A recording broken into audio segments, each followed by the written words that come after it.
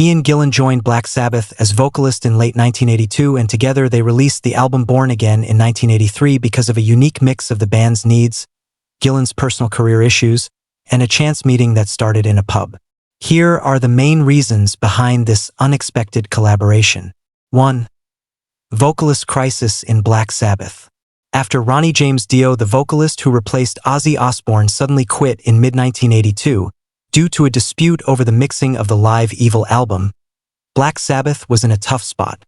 Tony Iommi, guitarist, and Geezer Butler, bassist, needed a veteran vocalist with a big reputation, an incredible vocal range, and serious stage presence to keep the band alive. Ian Gillan, the legendary former Deep Purple vocalist, was one of the best names that fit that criteria. 2. Ian Gillan was between bands. At the same time, Gillan's solo band, Gillan, had just broken up at the end of 1982. Gillan had been advised by doctors to rest his vocal cords, but financial problems and business obligations meant he needed a new project. Deep Purple also hadn't reunited yet at that point, so his schedule was wide open. 3. The famous pub meeting. Gillan joining Black Sabbath is famous for starting in a really casual and kind of wild way. Black Sabbath's manager, Don Arden, set up a meeting between Ian Gillan, Tony Iommi, and Geezer Butler at a pub called the Bear in Oxford, England. They drank together until they were completely wasted. Gillan originally intended to turn the offer down, but the next morning his manager woke him up and said, "Ian, you agreed to join Black Sabbath last night." Feeling like he was already committed while drunk, Gillan decided to go through with it. Gillan and Black Sabbath recorded one studio album, Born Again, 1983, which was a commercial success. It hit the top 5 in the UK, even though it got controversy over the audio mixing and musical direction. Gillan left Black Sabbath in 1984 to take part in the classic Deep Purple reunion, MK2 lineup, Perfect Strangers, which had already been planned shortly after.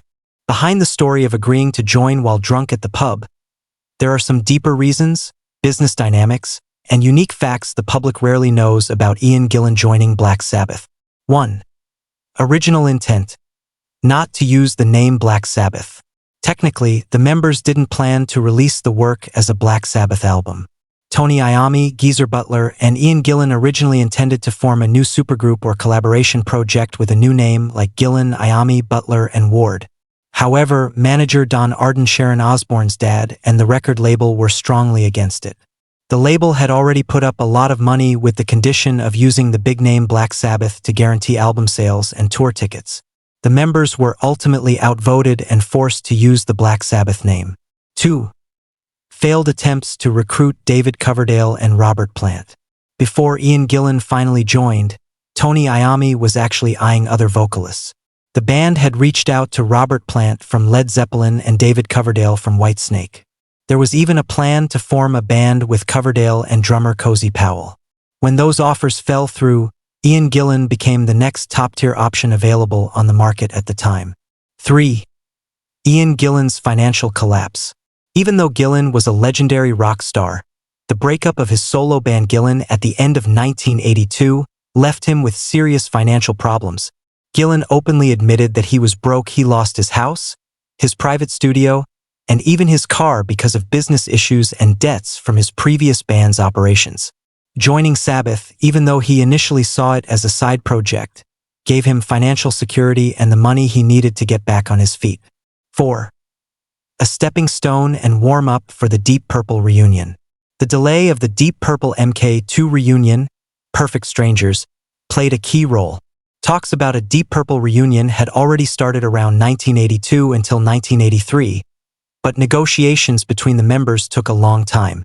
For Gillan, doing big arena and stadium tours across the United States with Black Sabbath was the perfect vocal and stage warm-up after a long time away from major touring, before the Deep Purple reunion was officially announced in early 1984.